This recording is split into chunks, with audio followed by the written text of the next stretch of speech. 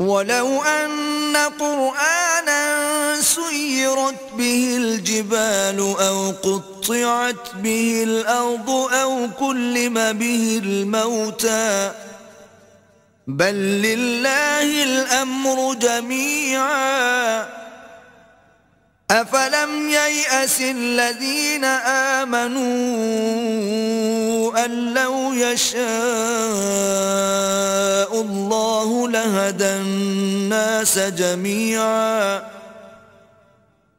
وَلَا يَزَالُ الَّذِينَ كَفَرُوا تُصِيبُهُم بِمَا صَنَعُوا قَارِعَةٌ أَوْ تَحُلُّ قَرِيبًا مِّن دَارِهِمْ حَتَّى يَأْتِيَ وَعْدُ اللَّهِ إِنَّ اللَّهَ لَا يُخْلِفُ الْمِيعَادَ۔ اور اگر کوئی قرآن ایسا ہوتا کہ اس کی تاثیر سے پہاڑ چل پڑتے یا زمین پھٹ جاتی یا مردوں سے کلام کر سکتے تو یہی قرآن ان اوصاف سے متصف ہوتا، مگر بات یہ ہے کہ سب باتیں اللہ کے اختیار میں ہیں۔ تو کیا مومنوں کو اس سے اطمینان نہیں ہوا کہ اگر اللہ چاہتا تو سب لوگوں کو ہدایت کے رستے چلا دیتا، اور کافروں پر ہمیشہ ان کے اعمال کے بدلے بلا آتی رہے گی یا ان کے مکانات کے قریب نازل ہوتی رہے گی یہاں تک کہ اللہ کا وعدہ آ پہنچے۔ بے شک اللہ وعدہ خلاف نہیں کرتا۔ وَلَقَدِ اسْتُهْزِئَ بِرُسُلٍ مِّن قَبْلِكَ فَأَمْلَيْتُ لِلَّذِينَ كَفَرُوا ثُمَّ أَخَذْتُهُمْ فَكَيْفَ كَانَ عِقَابِ۔ اور تم سے پہلے بھی رسولوں کے ساتھ تمسخر ہوتے رہے ہیں، تو ہم نے کافروں کو مہلت دی پھر پکڑ لیا، سو دیکھ لو کہ ہمارا عذاب کیسا تھا۔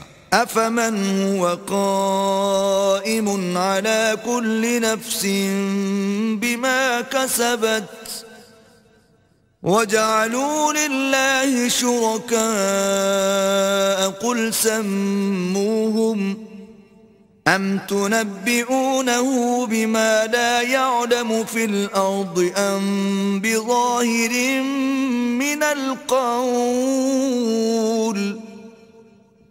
بل زين للذين كفروا مكرهم وصدوا عن السبيل ومن يضلل الله فما له من هاد۔ تو کیا جو اللہ ہر متنفس کے اعمال کا نگراں و نگہبان ہے وہ بتوں کی طرح بے علم و بے خبر ہو سکتا ہے؟ اور ان لوگوں نے اللہ کے شریک مقرر کر رکھے ہیں، ان سے کہو کہ ذرا ان کے نام تو لو۔ کیا تم اسے ایسی چیزیں بتاتے ہو جس کو وہ زمین میں کہیں بھی معلوم نہیں کرتا، یا محض ظاہری باطل اور جھوٹی بات کی تقلید کرتے ہو؟ اصل یہ ہے کہ کافروں کو ان کے فریب خوبصورت معلوم ہوتے ہیں اور وہ ہدایت کے رستے سے روک لیے گئے ہیں، اور جسے اللہ گمراہ کرے اسے کوئی ہدایت کرنے والا نہیں۔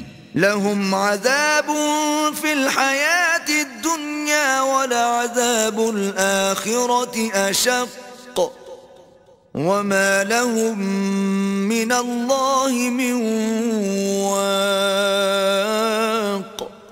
ان کو دنیا کی زندگی میں بھی عذاب ہے اور آخرت کا عذاب تو بہت ہی سخت ہے، اور ان کو اللہ کے عذاب سے کوئی بھی بچانے والا نہیں۔ مثل الجنة التي وعد المتقون تجري من تحتها الأنهار أكلها دائم وظلها تلك عقبى الذين اتقوا وعقبى الكافرين النار۔ جس باغ کا متقیوں سے وعدہ کیا گیا ہے اس کے اوصاف یہ ہیں کہ اس کے نیچے نہریں بہ رہی ہیں، اس کے پھل ہمیشہ قائم رہنے والے ہیں اور اس کے سائے بھی۔ یہ ان لوگوں کا انجام ہے جو متقی ہیں، اور کافروں کا انجام دوزخ ہے۔